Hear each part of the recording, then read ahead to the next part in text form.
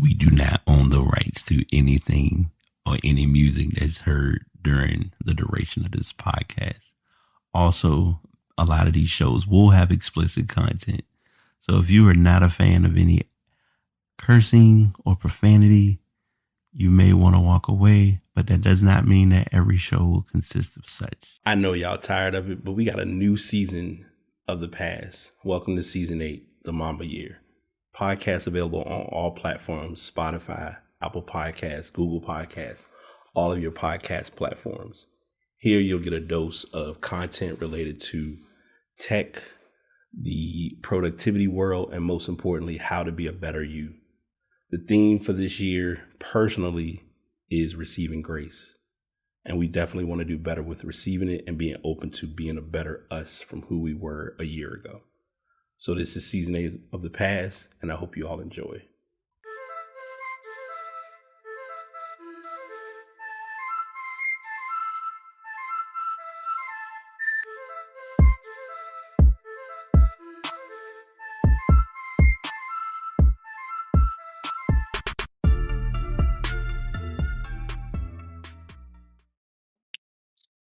So I'm gonna try this again because for whatever reason, yesterday I wanted to write, I wanted to journal, or wanted to express, but it was like each recording just didn't work the way I needed it to.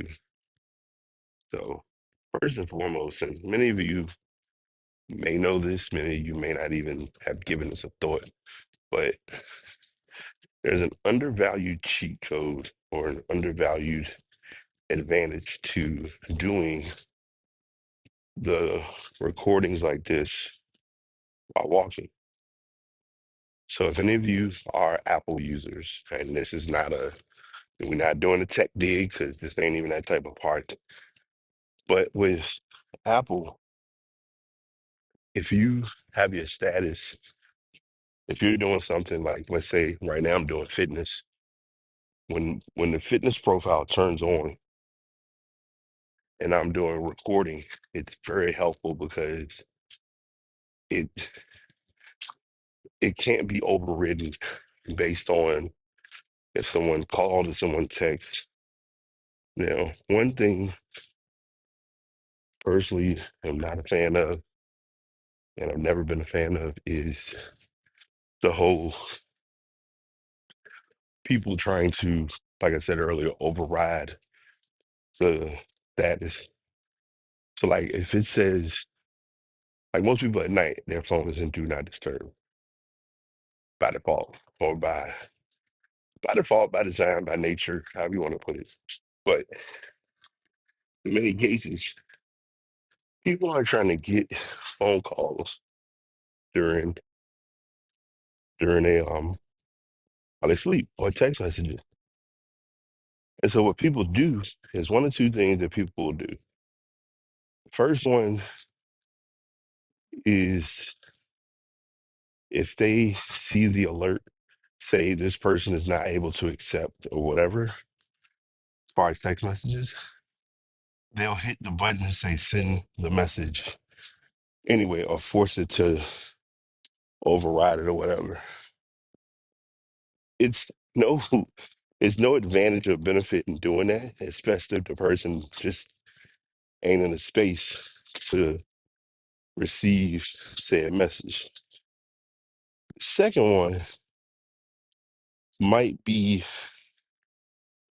an odd layer of diabolical because some people will do this, and I've got my love hate relationship about this because sometimes people want to talk to you or people want to catch up, but a lot of times they're doing this because just to do it or to turn it into what they got going on, and that is a person will call you, and if they hear it automatically go to voicemail, they'll hang up and call right back.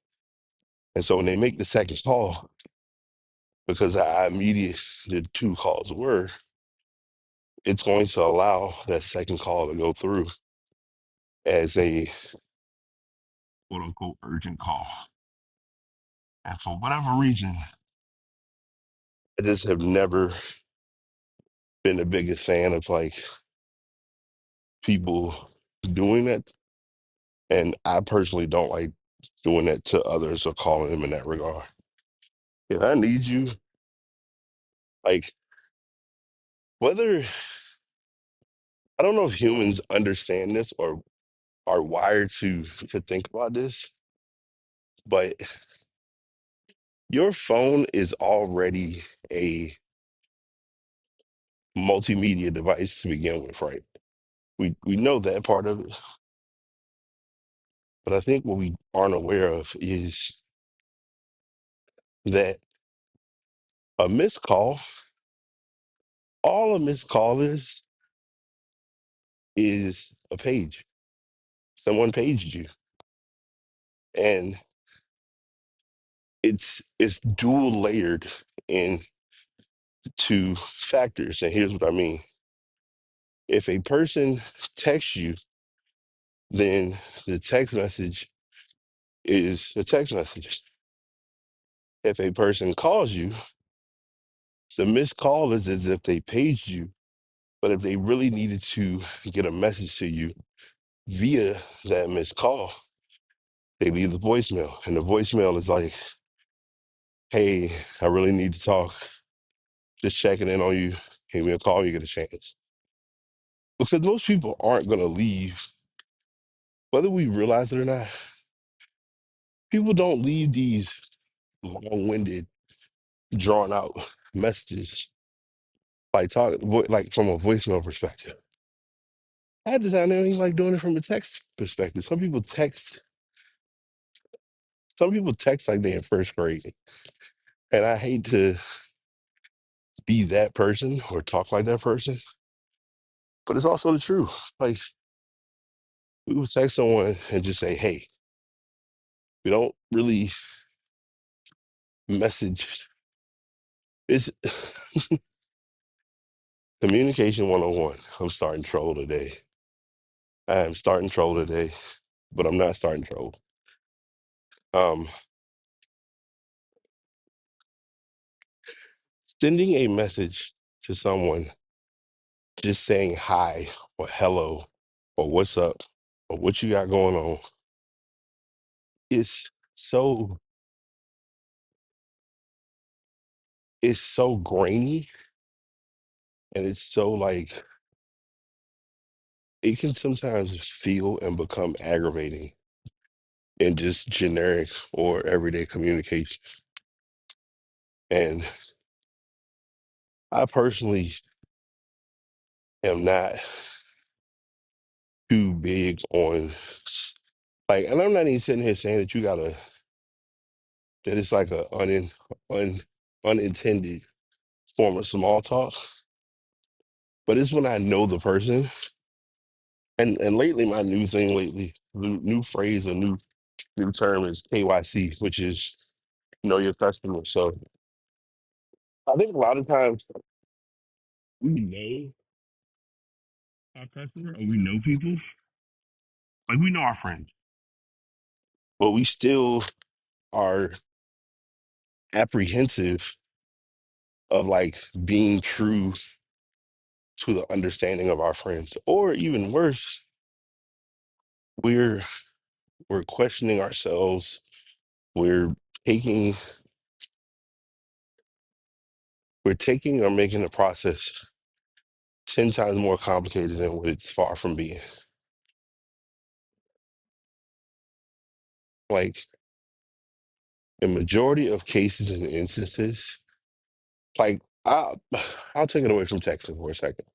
I'll take it to just generic verbiage with people. If you have a question and you're talking to some individuals, many times it's good to just send the whole rundown. And that way you've given the person who you're asking the question to a clear idea of what's what. If you send everything in a plethora of like threads, and it's bad, but it's true. there are two types of short form messengers. There are those who message and pretty much it's cold today. And those is they pretty much will send the messages in like buckets or in spurts. Well, they'll send you like, hey, how are you? I have a question. And like those were two separate messages. And they'll send like the whole thing almost as if it's a text type of conversation, but they'll do it in an application like Teams. Or you have people like me who I'm gonna send you everything. That way you have preparation of bandwidth. I can talk about it. I can help you. Or look, I'm a little busy, so I can look at this, but this isn't anything that is like detrimental to the workload. Um, the the challenge without realizing it's a challenge is trying to get that get the entire thing clear and clean across the board when you're like working with people. Um,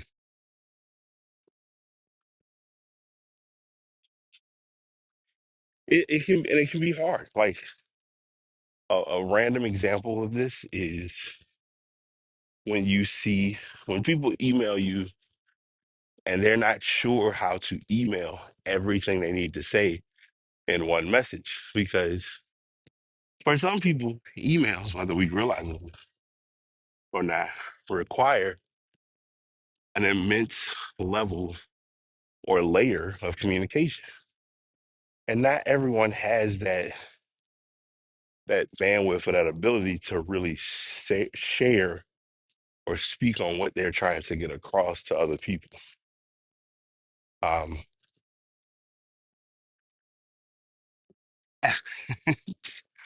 I don't, and this is something that transitioned, and I know this is like an odd one-off topic, but it's a topic that has really hit like a thought process for me and really looking at it. So I'll do the infamous blog versus blog, and that's BLOG versus VLOG. So blogging became very, and this is going to a lot of folks who listen, a lot of my friends who listen, this is going to be old jargon, but it still exists. Blogs were the way you got a lot of stories, a lot of gossip, a lot of tea, a lot of written updates. If you want to be technical, if it were not for blogs, WorldStar and TMZ wouldn't be where they are. Because TMZ, technically speaking, is literally a blogging based page as well as WorldStar. The difference is they sprinkle in a bit of the vlogs or the video side of it because you want to get, when it comes to media, you want to get every source of the media to people because some people don't want to read it. Some people, some people will read a tweet before they read a full article written related to the tweet because then they can just go and it's almost like picture reading. If you buy a book and a book has like I personally don't read a lot of books that have pictures in them. And it's not that I don't care for the pictures. I care more about the the actual message. Now, with that being said, I also am big into by being in the graphic design, a lot of books that I buy have a lot of video, I mean a lot of physical, like actual photo based content within it. Um, but yes, the blogging space was a time. The blogging space was a hoot. Like when I tell you there were like blogging is what made me a writer. And the funny thing was seeing how relevant and important blogging and writing was back then, I didn't think much of it. Whereas now, digital writing is like the thing. Like it's really the thing. Um, I don't know how else to put it. Other than, it just it was what it was, and it's gonna be what it's gonna be. Um, Vlogs, however, and vlog like I said, vlogs are double are semi like their own monster. And I say it that way because with a vlog, someone can post a day in like I don't let me be clear, because I don't want to sound like this, but it's also not invalid. I don't want to blame COVID, but I also look at COVID enhancing this to become more of a thing.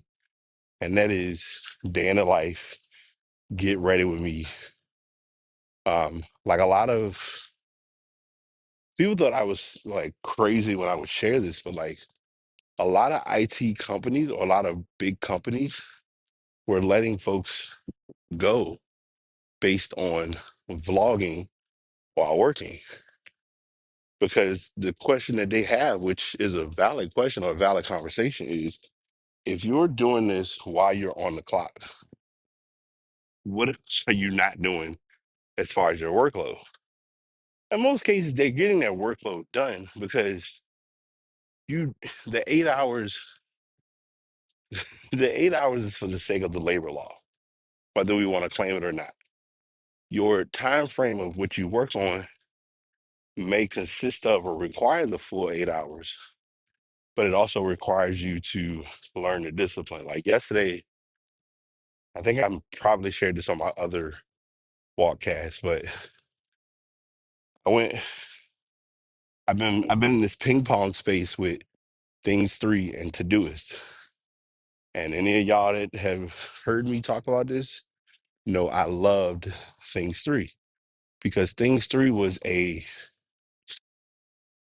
for lack of a better term, Things Three is a Sadiddy version um of reminders, Apple reminders or Google Tasks if you're being specific. Uh,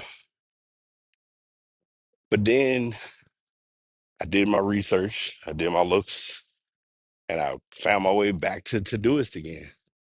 And the biggest reason, and I talked about this before, Todoist is my attractive factor because Todoist forces me to lock in and work. And then on top of that, I can view it via desktop and via mobile app, whatever options I have. And why I'm talking about Todoist is because I watched a video talking about Eat the Frog. And one of the things that the lady said is sometimes we have personal distractions that stop us from eating the frog. And every time I hear that word or those messages, like that message or those words, it automatically pushes me to Brian and the phone. Like I could do a series on Brian and the phone because here's what's crazy. I just recently got a new vehicle, which blessings on blessings for that. But the feature that attracted me to it more than anything was um, CarPlay, like Apple CarPlay. I didn't, I had used it before or used a variation of it, but it wasn't like the car having it quote unquote built in a hard baked as a resource, like having a screen or a panel that does Apple CarPlay or Android audio. So when I had my last car, I had a similar variance of it. And I used it for a little while and it did its job, but I didn't there were things about it that made it unattractive. So fast forward, my vehicle now has it. The reason I'm telling this story is because it keeps me off my phone as much. I'm able to drive literally distraction free. Like I can go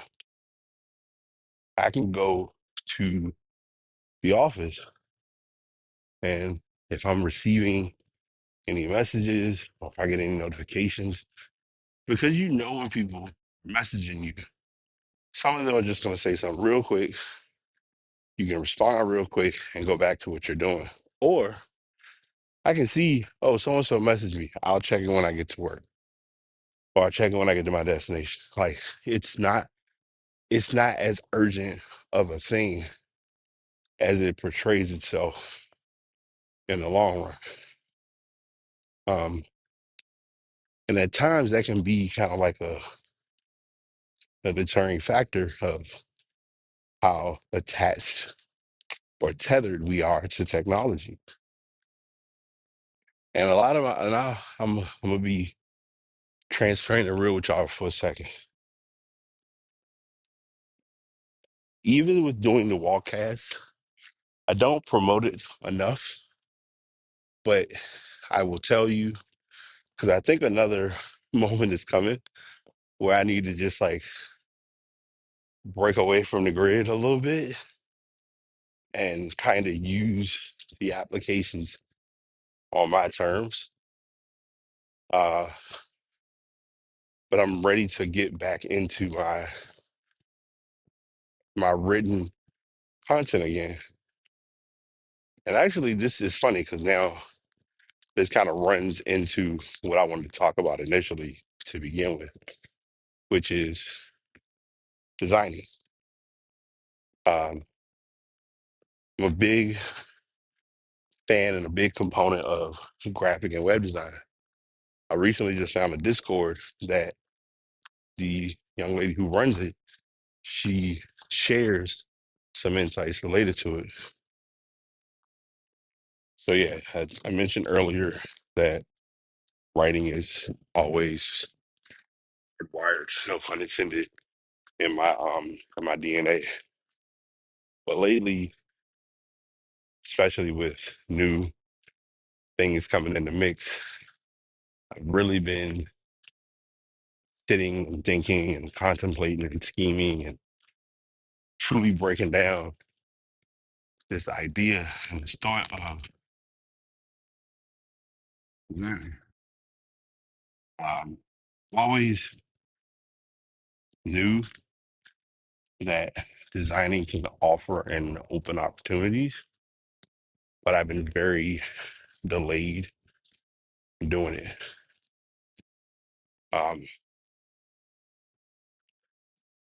you learn over time, and this is unrelated to this topic, but it's related in a sense. Others are gonna say what they say, but you gotta go with what works for you. Um, a lot of people pick and choose what they like or dislike or what they use or don't use.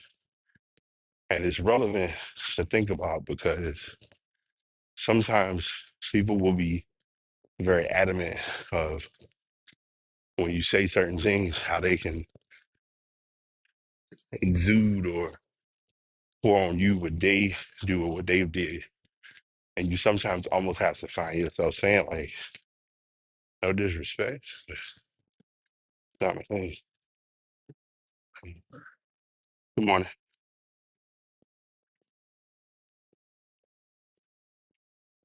Yeah. So you find yourself being more alert and more aware of how others operate might not be how you operate, and there's nothing wrong with that. But for some people, it's something wrong with that because we all should be doing the same things, which is far from the truth. I've probably, if you've listened to my walks enough times or listened to me ramble enough times, I'm guilty of being one of the most unscripted forms of rebellious people out there because I don't really subscribe to what others do or don't do. And not everyone seems to get that, but for some reason, I just don't care anymore if people get it or not. Like, as harsh as it is to say, it's not my job. Um, Sometimes we make things our job that aren't our job. Um, but we have to understand that in the process. But going back to design, because I know y'all know I'll dance all over a topic in a minute. Uh, I am a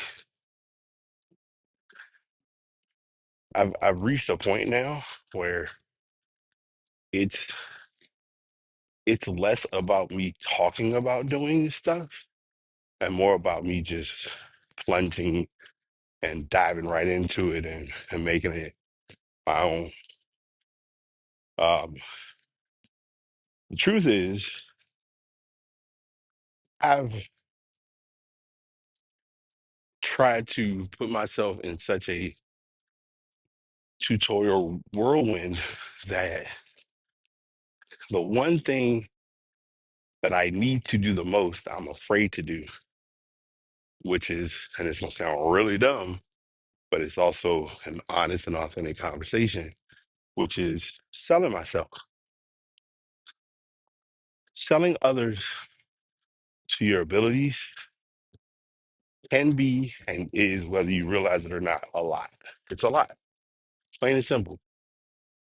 Um, because you're giving folks a genuine idea of what you want to do, how you want to do it, what it looks like, and are you up for it or not?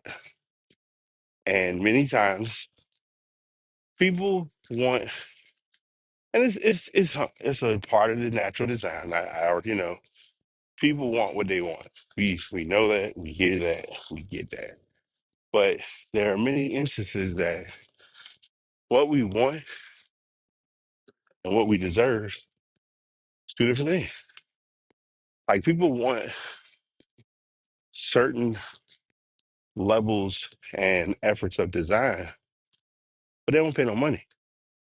Like they really don't want to pay no money. If it's up to them, most people think doing a logo is like 25, $50. And it's not. It 100% is not. Um, I haven't pushed on there as much as I used to because a lot of people don't, a lot of designers don't recommend it. But Upwork and I forget the other one, they're two big sites. Fiverr, they're two big sites to give you the space and the opportunity to, and if you gonna catch this win, my bad. Um, they push the the idea of getting designs to people at a very affordable cost. Now, some people will look at Fiverr designs and they're like, oh man, this is a great design. I got what I needed. I'm satisfied. Thank you. The whole deal. But then when they go to an actual designer who's not on these platforms and they come to you asking for work, they will literally laugh in your face or become bombarded when you tell them your starting price or you just tell them your price in general. Like, I don't care what anybody says. In my personal opinion, 75 is the most inexpensive cost or price you're going to pay for getting a logo done, especially in 2024. Um, Fat Joe, he used his audio in a video one time on a song one time that said, "Yesterday's price is not today's price." And a lot of times when people come to you for pricing or for products, they want yesterday's price, or they want whatever it was when that thing was a thing to be the price at that time. And you almost had to tell people, like, I say this with love and I say this with full transparency. That ain't that ain't the price. Like that price ain't what we working with now. Like if you think about, because you got to think about it like this, and it doesn't apply to me, but it's applicable in this conversation. If you are going to a business, like I mean, I'm in business too. I don't want to deny or disregard my business, but if you're going to someone whose this job or this skill set is their breadwinner, you're not going to go to them. You're not going to go to them half-assed. So if they say, "Hey, I can do the design, but my starting price is," and they tell you their starting price, and your first words are, "That's too much," and it's like that's not too much. That's actually like affordable compared to other businesses who are gonna charge you way more. Like there's a local company. I think I talk about them every couple months. I did like a inquiry just getting prices of local businesses, and they told me their starting price for um for branding, and how they do it is they do everything kind of as like a package. So if you want insert things here, then the thing that you're inserting that you want to have used or applicable, you need to you got to pay up. Plain and simple. But we don't, and I could almost I can say it without being that person, but it's also because it's the truth. Black people don't want to pay, but it's so backwards because if you say we're doing a raffle for $100,000, no, let's be realistic because it's happened. I'm doing a raffle for $648 million, and you can buy these tickets to be a part of that raffle. You're gonna go get groups together. You're gonna do everything in your power to try to get that money. And the sad part is, whether anyone is open to accepting this or not, the lottery has been doing this for years, and people fall for it year after year after year because they're looking at the chance of winning. Because when you see that amount, your brain goes to, man, if I get this much money, set. And it's less about Uncle Sam's taking from that. It's more of you learning how to manage that type of money. Like athletes in the NBA who go broke based on how they mismanage money, or the NFL. So going back to the design part, when you tell somebody, oh, a logo is 150 or 200, and if you're bumping the price up, if you have to do copyright for them and stuff like that, you save them some money because some people got to get the design, they got to copyright it, they got to go through. If you're copyrighted trademarking it, you save them. You cut a middleman out, and you made yourself then a one-stop shop. But to add to it, let's say now they need a website. $500 for a website is like that's a slap in the face. all jokes aside, like I ain't even about to. I'm not even gonna two step on that one. I'm just gonna be upfront and real. Like 500 for a website is ridiculous, like super ridiculous. I've said this numerous times before, and I stand behind it. Internet should be free, but then if you make it free, people gonna question it and people gonna overuse it, overstimulate it. Um, but yeah, like you have to, you have to allow the process to be the process, and your price got to be your price. Don't push your price back. And I'm sharing this as a recording for you all as listeners, but I'm sharing this as a on wax for myself in case anybody has to like bring me back to earth when it comes to a skill set and an ability like designing.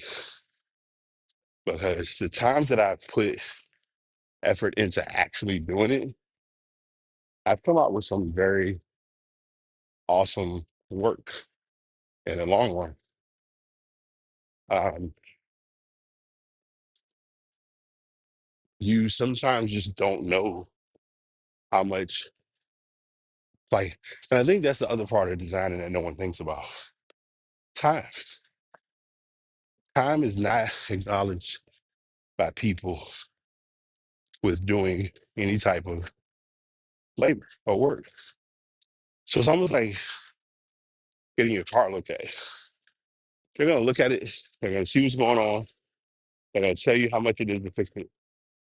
When they tell you how much it is to fix it, you already know you're gonna need, as a likelihood, you're gonna need or gonna be asked to get parts. So getting parts is fine. That's it's whatever. The labor is the difference maker because the labor is gonna play a part in how much time is gonna go into working on or managing said thing. And for a lot of people, sure, we're looking for a deal, but we also are ignoring the fact that labor also goes into how you pay your employee. And again, these are all elements and factors that can be can be ignored when thinking of running or owning a business. So business wise, you and it's bad to say it this way, but it's also the honest and the truth. In the digital world, you're not paying for parts, obviously. You're paying for a product to be visibly seen online. So it's a digital product in a sense. So yeah, you're paying for the parts in that regard. Because the people who need the site are factoring in, okay, this person got to get my website, they got to get a domain, they got to get a host, they got to find search engines, like all of this stuff. And so all of that's being thrown in the mix. And then to add to it,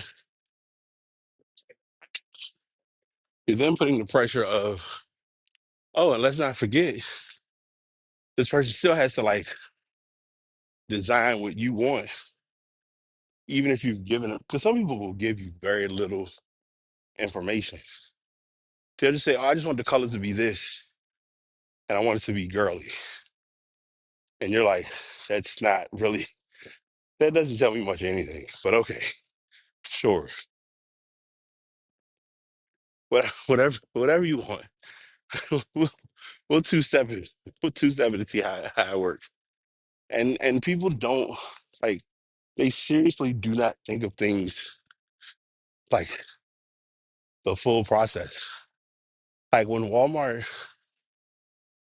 Target, any of your big boxes, when they've done their branding, they brand it based on a business. So when you are put in a position of doing a rebrand, like Walmart did a rebrand. A lot of people don't even know they did a rebrand. So they don't know what they went for. One thing I can say, doing these morning walks be entertaining because you just see people do stuff and you're just like, there's a lot of effort going down with what they're doing. Um, but yeah, it's very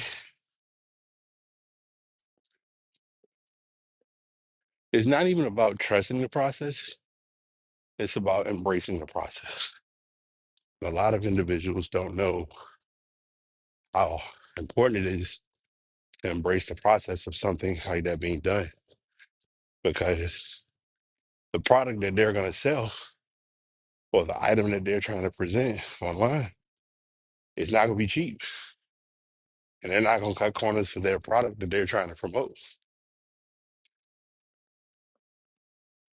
So it can be a lot of work, but if you know what you're doing and you're confident in what you're doing, the hard work pays off always.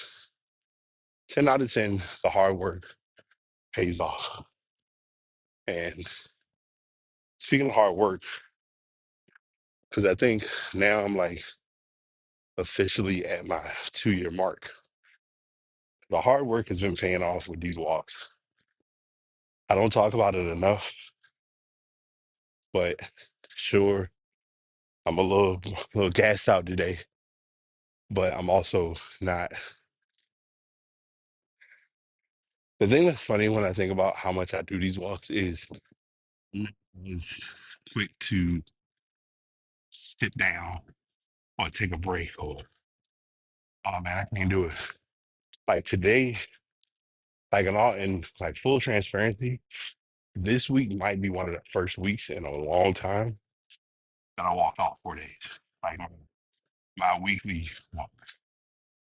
For some people, it's like, well, I mean, that's not a big deal.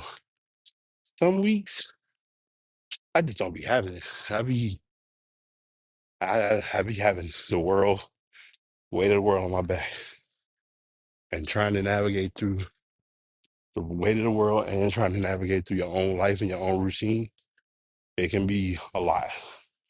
But the funny, the, I won't say funny, but the interesting part of that is I stopped wearing bracelets I think ever since I went to New Orleans. When I went to New Orleans, I didn't take any bracelets with me. And I was like, I need to grow up. And it's not saying that the bracelets aren't adult based because they are adult based messages. But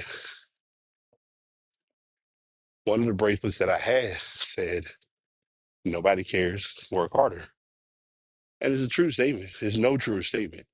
Like, as much as you think people are concerned with what you're doing, they're not.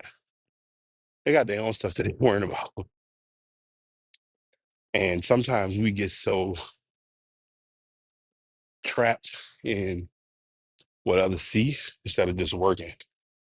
And lately, full transparency, I haven't really posted anything related to working out or taking care of myself because it's it's a shareable journey, but it's not a shareable journey that I feel the urge to put out there. And the reason I don't is because if I wanted folks to know, then they can talk to me.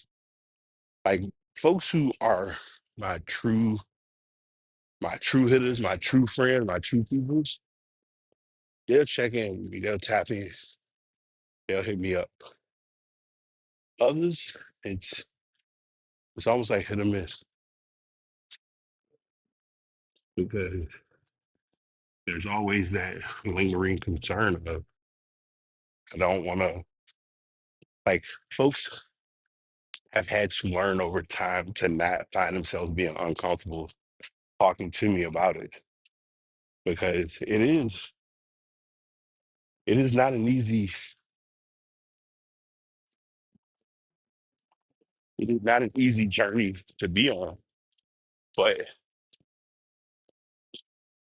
I was given this journey, I was given this path, and all things considered, I think I've been doing a pretty good job. Um, Many of my friends who have who are online or who communicate with me, they'll check in with me, we'll talk about different stuff, and they're like, I don't think you understand how much you inspired me with getting up and walking. And I'm like, I don't think nothing of it because it's, and it's not to say that I don't appreciate those who see it, but more than anything, I have to do it because if I don't do it, then the weight comes back, the fatigue kicks in with moving, whole nine. And so lately, the walks have had a very much more direct purpose to get done, even if I want to do 'em. Like I am not the most fit person by a long shot, and I'm not gonna sit here and claim to be. However, I also love how I feel following a walk.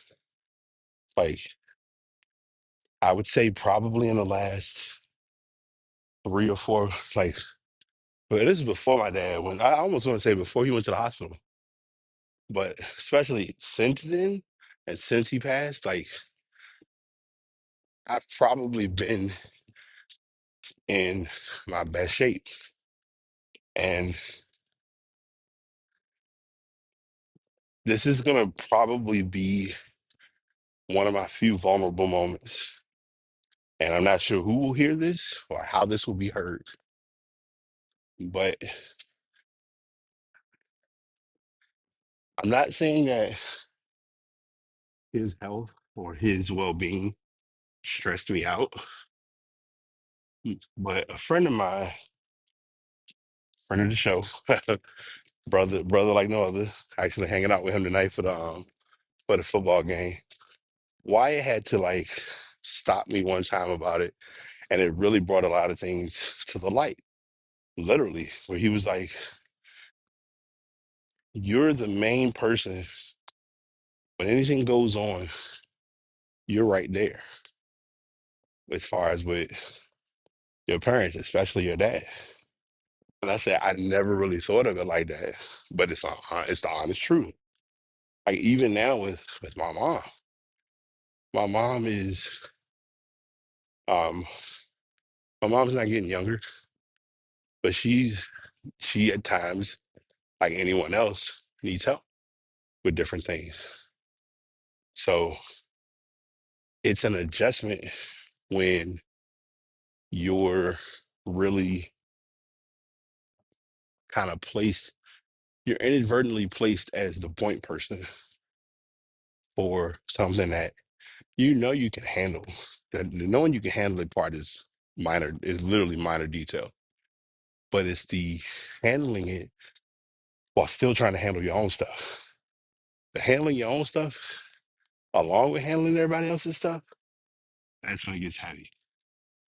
That's where the empathy, that's where being an empath, that's where the nurturing, all of those things come into play. Yeah, I got like another minute, but I done did. I'm good. Um, you don't you don't really know or see the impact of something until you see the impact of something.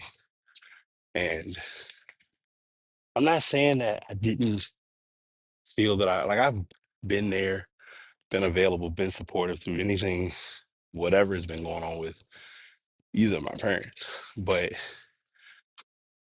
him not being here, the one hand and the honest truth, I 100% miss him. Still miss him to this day. You know, always thinking about you, dad. Love you like no other. But I also take into account that he's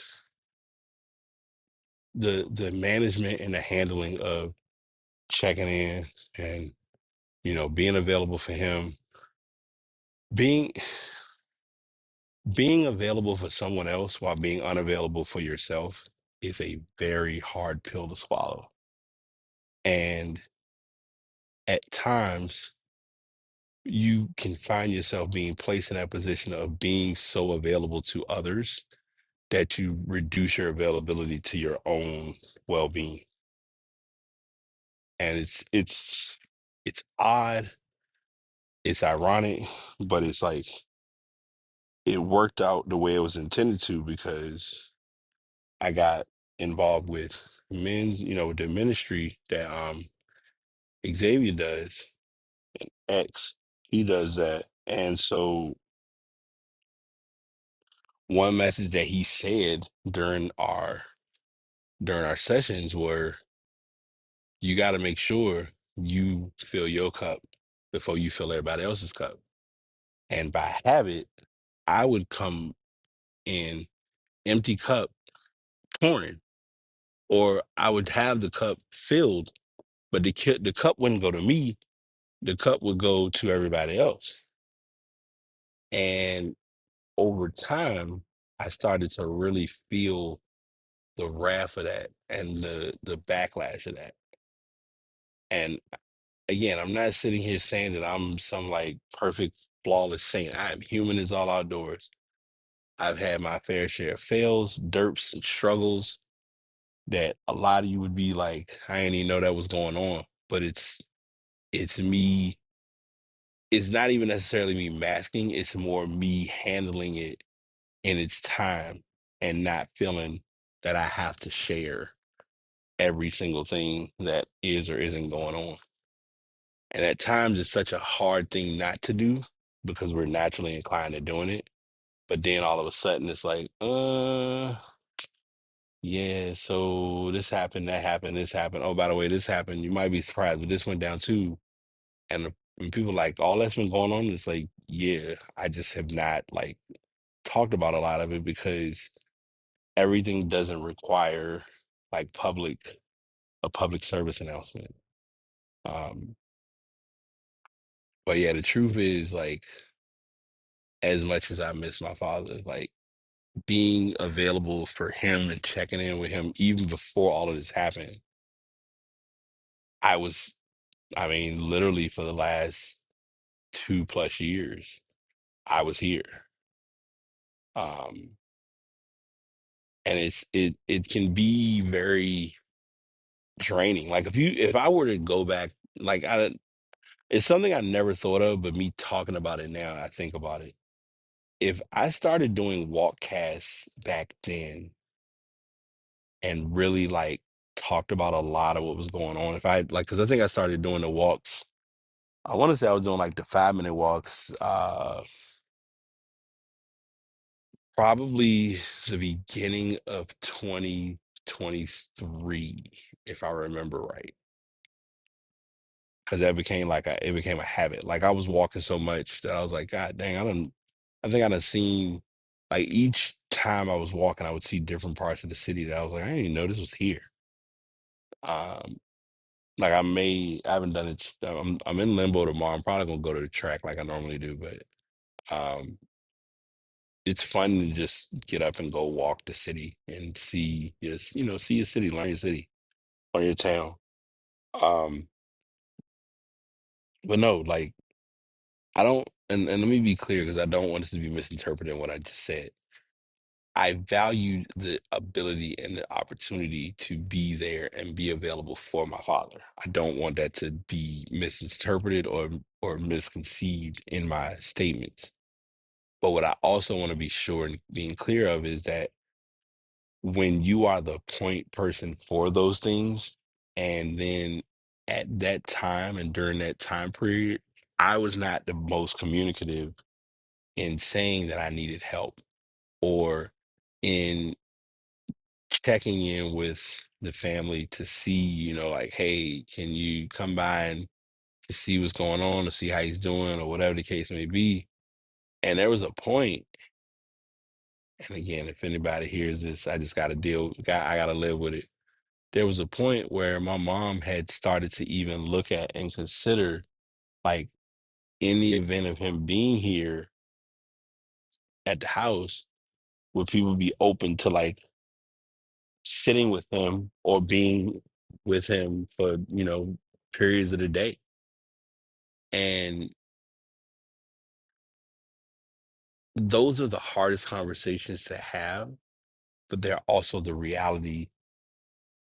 They're the realistic conversations that are going to come. Like even down to a conversation my mom had with myself and my sister about where I live now. My mom's not getting younger, so it's an ideas have to come up about how things are going to be handled if anything were to happen with her. Um, and in theory and in reality, it can be and it is a lot, but you also have to be aware that that comes with the it's an authentic conversation that sometimes has to be had. So I really, and again, I know like my friends are gonna listen to these shows or some catch up to these shows, and they'll be like, "We just keep saying you gonna do infimmature," and I'm like, "These aren't. It's not infimmature, but this is also like this is the reality of what I deal with or what I've thought of, and it's not that I haven't had the bandwidth or the time to talk about it. That's far from the case. It's been more of everything happens in such a true form of real time that it's hard to process it while it's happening in real time because you still got to go through life. You still got to handle your routine. You still got to take care of home. You still got to do the other thing. Um, like as much as even when I talked about it earlier, like with the whole Todoist thing, I've used Todoist probably for about a couple days, but my checklist ain't really been checklisting like I normally would do, only because one, and it's minor, but it's important. Everything that I had on Things 3, I haven't integrated back over to Todoist. Because it's funny, like I had everything on Things 3, moved it over to Todoist, like structuring it like, oh, each day at this time, update here, whatever, whatever. And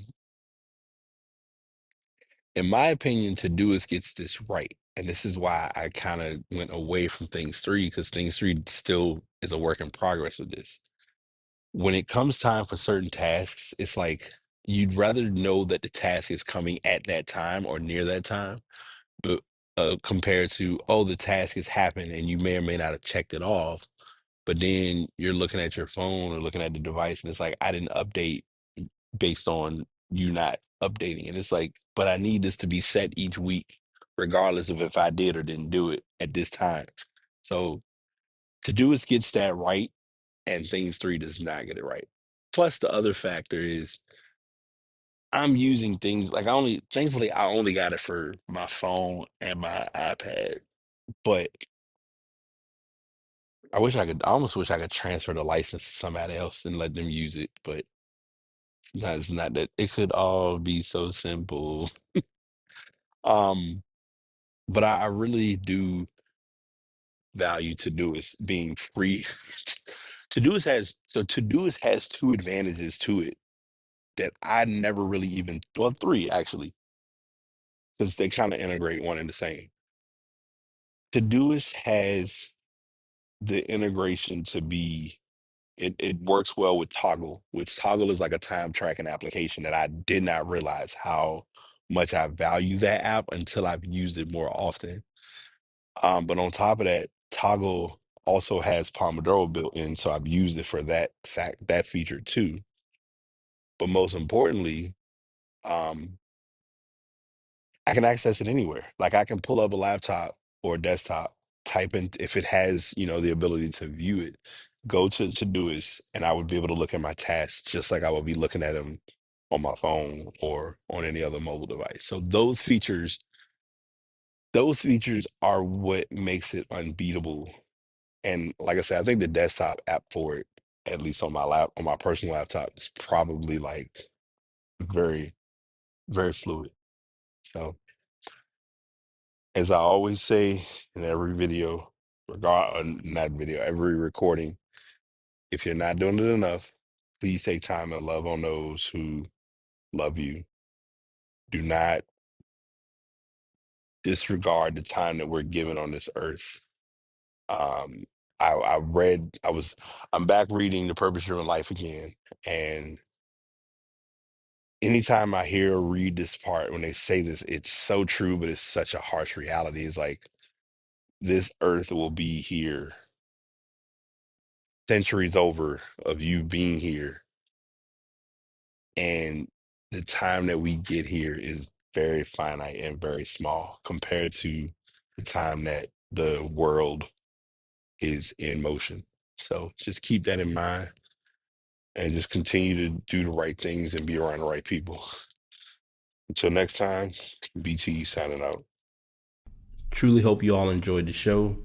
Definitely was a lot to unpack, but I know you'll walk away with something important. As I share at the end of each season, do find your way to get into podcasting if it's something you would like to do. My podcasts are currently recorded via Buzzsprout. Been very good to me. If you want to learn more about using them, definitely hit me up at thepastbtpod@gmail.com. And also the microphone that you're hearing me on is the Blue Yeti X. Have been rolling with it for over 3 years.